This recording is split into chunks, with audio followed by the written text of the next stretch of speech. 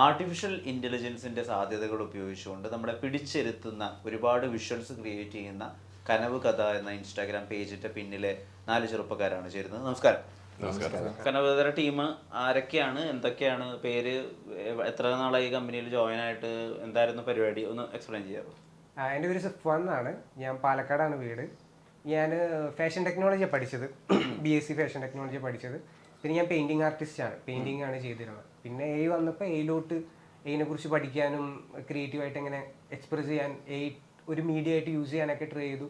So ഞാൻ അതിൽ ഹാപ്പിയാണ്, ലൈക്ക് സാറ്റിസ്ഫൈഡ് ആണെന്ന് മനസ്സിലായപ്പോൾ സോ എയിലോട്ട് ഷിഫ്റ്റ് ചെയ്തു. പിന്നെയാണ് അഖിലിനെ മീറ്റ് ചെയ്യുന്നത്. പിന്നെ ഞങ്ങൾ അങ്ങനെ കൊളാബറേറ്റ് ചെയ്ത് വർക്ക് ചെയ്യാൻ തുടങ്ങിയിട്ട് 1 year ആയിപ്പോൾ. രുദ്ര എന്നാണ് പേര്. ഞാൻ കനവതര ഇപ്പോൾ കോണ്ടന്റ് പാർട്ട് കാര്യങ്ങൾ ചെയ്യുന്നുണ്ട്. ഞാൻ ഒരു പ്രൊഫഷണൽ കോണ്ടന്റ് ക്രിയേറ്റർ ആണ്, അഡ്വർടൈസിങ് ബേസ് ചെയ്തിട്ട്. അപ്പോൾ പഠിച്ച BCom ആണ്. അപ്പോൾ അതായിട്ട് ഒരു ബന്ധം എന്ന് വെച്ചാൽ ഇൻട്രസ്റ്റ് ഇല്ലാത്ത ഫീൽഡാണ് അങ്ങനെ ഡിഗ്രി ചെയ്യാൻ. അപ്പോൾ ഡിജിറ്റൽ മാർക്കറ്റിംഗ്, കോണ്ടന്റ് ക്രിയേഷൻ ഒരു പുഷിന് വേണ്ടിയിട്ടാണ് ഡിജിറ്റൽ മാർക്കറ്റിംഗ് ചെയ്തത്. അതിനുശേഷം പിന്നെ കംപ്ലീറ്റ്ലി അഡ്വർടൈസിങ് ഫീൽഡിലേക്ക് ഇറങ്ങി. അപ്പം വളരെ യാദൃശ്ചികമായിട്ടാണ് നമ്മൾ കനവതയിൽ എന്ന് വെച്ച് കഴിഞ്ഞാൽ ഒരു പേജ് ജസ്റ്റ് കണ്ട രീതിയിലാണ്. കാരണം കോണ്ടന്റ് ക്രിയേഷൻ്റെ ഒരു പാഷൻ ഉണ്ടായതുകൊണ്ട് ട്രൈ ചെയ്തു. ഓക്കെ, നമുക്കൊരു കൊളാബ് ചെയ്യാൻ, ഒരു 2-3 വീഡിയോസ് ചെയ്യാം എന്ന രീതിയിൽ മാത്രം നിന്നതാണ്. അതിനുശേഷം ഓക്കെ, ഇത് നമുക്ക് ബിൽഡ് ചെയ്യാൻ പറ്റുന്ന ഒരു കാര്യമാണ് എന്ന രീതി വെച്ച് പിന്നെ ഞങ്ങൾ ടീമായിട്ട് തന്നെ മുമ്പോട്ട് പോകാം. പേര് അഖിൽ വിനായക്, കനവതര ഫൗണ്ടറാണ്, ആർട്ടിസ്റ്റും കൂടെയാണ്. സോ 2023 ഞാനൊരു കനവതര ഇനിഷ്യേറ്റീവ് എടുത്ത് തുടങ്ങുന്നത്. അതിന് മുമ്പ് ഇതിനൊരു ഓൾമോസ്റ്റ് ഒരു 2 years ആയിട്ട് റിസർച്ച് ചെയ്യുന്നുണ്ട് എയുടെ പോസിബിലിറ്റീസും കാര്യങ്ങളൊക്കെ. അതിനുശേഷം ഞാൻ മൂവി പ്രൊഡക്ഷൻ കമ്പനി വർക്ക് ചെയ്യായിരുന്നു. അവിടുന്ന് ഒരുപാട് ആൾക്കാർ സ്റ്റോറി പറയാൻ വേണ്ടി കൂടെ വരും. ഞാൻ ഡിസൈൻ ചെയ്യാൻ വേണ്ടി പോകുന്നത്. അപ്പോൾ ഇവർക്കൊരു ഹെൽപ്പ് എന്നുള്ള രീതിയിലാണ് ഫസ്റ്റ് ഞാൻ തോട്ട് എടുത്തത്, ആ ഒരു പ്രോസസ്സ് ചെയ്തത്. എന്നിട്ടാണ് ഇത് സ്റ്റാർട്ട് ചെയ്യുന്നത്. പിന്നെ നമുക്കിതിൽ തുടങ്ങിയതിന് ശേഷം മൂവി അഡ്വർടൈസ്മെന്റും ഈ പറഞ്ഞ മൂവിയുടെ വർക്കും കിട്ടി, ഫോളോ അപ്പ് ചെയ്ത് പോയി. പിന്നെ ഈ പറഞ്ഞ സഫാൻ, താരാസുരത്തിൽ എല്ലാവരും, ശ്രീതായാലും ജോയിൻ ചെയ്തു. പിന്നെ ഞാൻ പോകുന്നു. എൻ്റെ പേര് ശ്രീജിത്ത്. ഞാൻ ട്രിവാൻഡ്രം തന്നെയാണ്. ഞാൻ 2D ആർട്ടിസ്റ്റ് ആയിരുന്നു, പിന്നെ ഗ്രാഫിക് ഡിസൈനറാണ്. അങ്ങനെ ഇപ്പം ഗ്രാഫിക് ഡിസൈനേഴ്സിൻ്റെ ഒരു ഇത് വന്നപ്പോൾ എനിക്ക് എൻ്റെ കരിയർ അപ്ഗ്രേഡ് ചെയ്യണമെന്ന് തോന്നി. അപ്പം അഖിലുമായിട്ട് ഞാൻ സംസാരിച്ചു. അപ്പം അവന് കൂടെ വർക്ക് ചെയ്യാൻ ഭയങ്കര സന്തോഷമായിരുന്നു.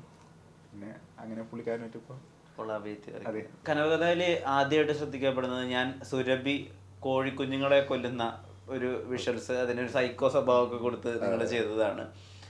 അങ്ങനെയുള്ള തോട്ട്സ് എവിടുന്നാണ് വരുന്നത്?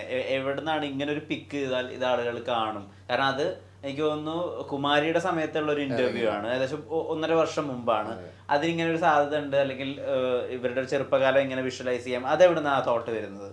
അത് ആക്ച്വലി ഈ ഒരു വീഡിയോ ഞാൻ പേഴ്സണലി കാണുന്നത് യൂട്യൂബിൽ റീസെന്റ് ആയിരുന്നു. ആ ഒരു ടൈമിലാണ് ഞാൻ കാണുന്നത്. അപ്പോൾ ഞാൻ അങ്ങനെ കണ്ടപ്പോൾ ഇത് പുള്ളിക്കാരുടെ ഒരു കൊച്ചിലത്തെ കാലം ഓൾറെഡി നമ്മൾ ചെയ്തിട്ടുണ്ട്. എല്ലാ ആക്ടേഴ്സിന്റെ ഒരു കുട്ടിക്കാലം നമ്മൾ ചെയ്തിട്ടുണ്ട്. അപ്പൊ സുരഭി ചേച്ചി അതിൻ്റെ അകത്ത് ഇല്ല. അപ്പൊ സുരഭി ചേച്ചിയുടെ ഒരു സാധനം ചെയ്യണമെന്ന് അന്നേ ഒരു പ്ലാൻ ഉണ്ടായിരുന്നു.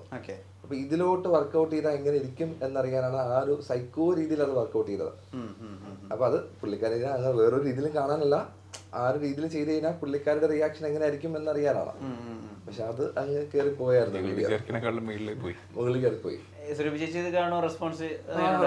ചെയ്തിട്ടുണ്ടായിരുന്നു. അതുപോലെ തന്നെ നമ്മൾ ശ്രദ്ധിക്കപ്പെടുന്ന മറ്റൊരു കാര്യമാണ് ഈ കല്യാണരാമനിലെ ചോറിടട്ടെ ഇന്നസെന്റ് ഐക്കോണിക് ആയിട്ടുള്ള സീൻ.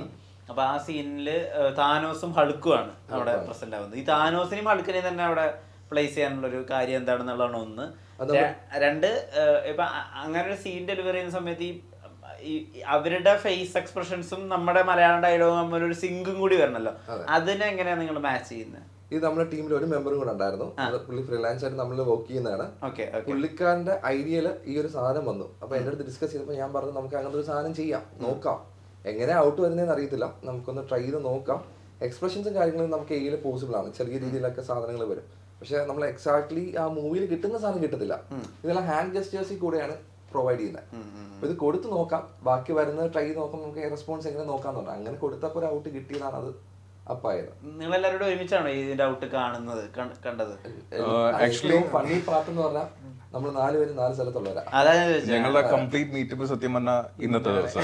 ഞങ്ങളിപ്പോ 1 year ആയിട്ട് ഞാൻ പുള്ളിനെ പേഴ്സണലി മീറ്റ് ചെയ്യാറുണ്ട്, സഫാനെ മീറ്റ് ചെയ്തിട്ടുണ്ട്. നമ്മൾ ഒരുമിച്ച് മീറ്റ് ചെയ്യുന്നത് ഇന്നാണ്. ഇത്രയും നാളും ഭൂഷു വേൾഡിൽ തന്നെയാണ് നമ്മൾ ശരിക്കും പറഞ്ഞാൽ വർക്ക് ചെയ്തത്. അല്ല, അതെന്തായാലും അതിന് മൂവി വേൾഡ് കാരണമായതിൽ സന്തോഷം.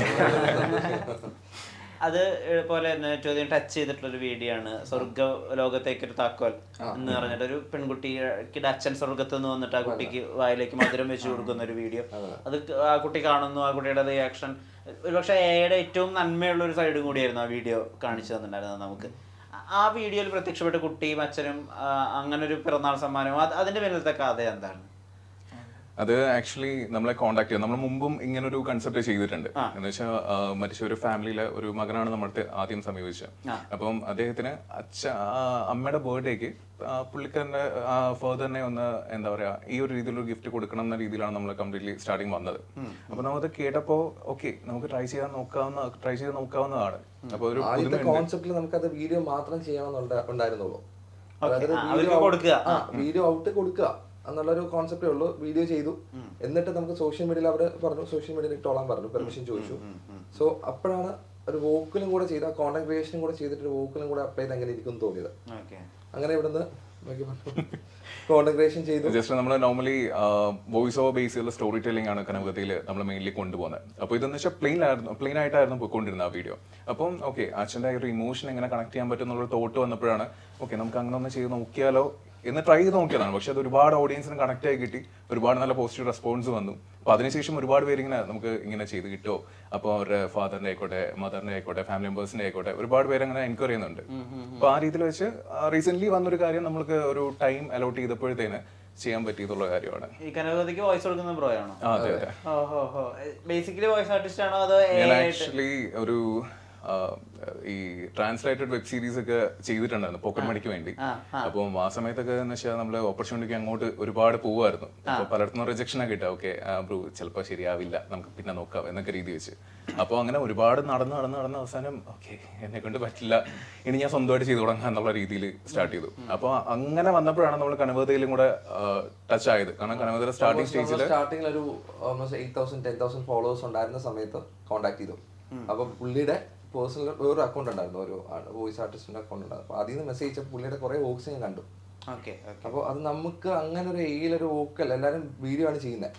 ഇത് 2023 അപ്പോൾ വീഡിയോ ആണ് ചെയ്യുന്നത്. ഒരു വോക്കലും കൊടുത്ത് ചെയ്ത് കഴിഞ്ഞാൽ ഔട്ട് എങ്ങനെ ഇരിക്കുന്നു നോക്കാന്ന് നമ്മൾ ഫസ്റ്റ് പ്രോജക്റ്റ് ഒന്ന് ചെയ്തു. ഒരു കൂലിക്കാട്. അത് ആക്ച്വലി അതിന് ഞങ്ങൾ വർക്ക് ചെയ്യുന്നതിന് മുന്നേ ഒരു 4 മാസം മുമ്പ് ഒരു 800 സംതിങ് ഫോളോവേഴ്സ് ആയ സമയത്ത് ഞാൻ ഇങ്ങനെ ഒരു വീഡിയോ കണ്ടിട്ടുണ്ട്. പക്ഷെ ഞാൻ ഒരു 23 ഒരു സെപ്റ്റംബർ മുതൽ ഒരുപാട് ഈ ആർട്ടിസ്റ്റ് ആ സമയത്തൊക്കെ ഇമേജ് ഇങ്ങനെ ട്രെൻഡിങ് ആയി വരുന്ന സമയമാണ്. അപ്പൊ ഞാൻ എല്ലായിടത്തും പോയി ഇൻസ്റ്റയിൽ മെസ്സേജ് അത്രയും ബൂമിംഗ് അല്ല ആ ടൈമിൽ. അപ്പം മെസ്സേജ് ചെയ്യും ബ്രോ അതിന്റെ പേര് ഇങ്ങനെയാണ്, ഞാൻ ചെറുതായിട്ട് വോയിസ് ഓവർ ചെയ്യും, കൊളാബറേറ്റ് ചെയ്താലോ. ഓക്കെ താല്പര്യമില്ല, ഓക്കെ ശരി. അങ്ങനെ കുറെ പേർക്ക് പോയി റിജക്ഷൻ കിട്ടി നമുക്ക് മടുക്കുമല്ലോ. അങ്ങനെ ഞാൻ ആദ്യം ഒരു ആറ്റുകാൽ പൊങ്കാലയുടെ ഒരു വീഡിയോ കണ്ടപ്പോഴത്തേക്ക് ഞാൻ വെച്ചു വേണ്ട നാണങ്ങണ്ട. അപ്പൊ ഈ സെയിം വീഡിയോ തന്നെ ഒരു 10-20 ദിവസം കഴിഞ്ഞിട്ട് പിന്നെ എന്റെ മുമ്പിൽ വന്നു. അപ്പൊ ഞാൻ വെച്ചു എന്തായാലും കുറെ പേര് കിട്ടിയല്ലോ റിജക്ഷൻ, ഇവിടുന്ന് കൂടെ ഒന്ന് ട്രൈ ചെയ്ത് നോക്കാം. അപ്പൊ ഞാൻ എൻ്റെ ഒരു ശിവപാർവതി കൺസെപ്റ്റ് വെച്ചൊരു സംഭവം, ബ്രോ ഇതെന്റെ ഒരു കുഞ്ഞു വർക്കാണ്, കൊളാബറേറ്റ് ചെയ്യാൻ താല്പര്യം ഉണ്ടെങ്കിൽ നമുക്കൊന്ന് നോക്കിയാലോ. സമയത്ത് വോക്കൽ നോക്കിക്കൊണ്ടെടുക്കാം. കാരണം എന്റെ ഒരു ഡിഫറെന്റ് ആയിട്ട് ഒരു കോൺസെപ്റ്റ് ചെയ്ത് കഴിഞ്ഞാൽ അത് ഷുവറാണ് ഹിറ്റ് ആവും. അപ്പൊ അങ്ങനെ നോക്കി വന്നപ്പോ പുള്ളിക്കാരന്റെ വോയിസ് ഞാൻ ആ ഒരു വീഡിയോ കണ്ടപ്പോൾ ആപ്റ്റ് ആണെന്ന് തോന്നി. പിന്നെ നമ്മളൊരു സ്ക്രിപ്റ്റ് ചെയ്തു, പുള്ളിക്കാരൻ തന്നെയാണ് ചെയ്തത്. ഒരു കൂലിക്കാട് എന്ന് പറഞ്ഞിട്ട് ഒരു ഫോറസ്റ്റിന്റെ സിദ്ധാർത്ഥ് ചെയ്തിട്ട് വോയിസ് ഇവിടെ നിന്ന് ചെയ്തു. അപ്പൊ അത് അത്യാവശ്യം നല്ലൊരു വ്യൂസും കാര്യങ്ങളും കിട്ടിയായിരുന്നു. അപ്പൊ അന്ന് തൊട്ട് തുടങ്ങിയതാ.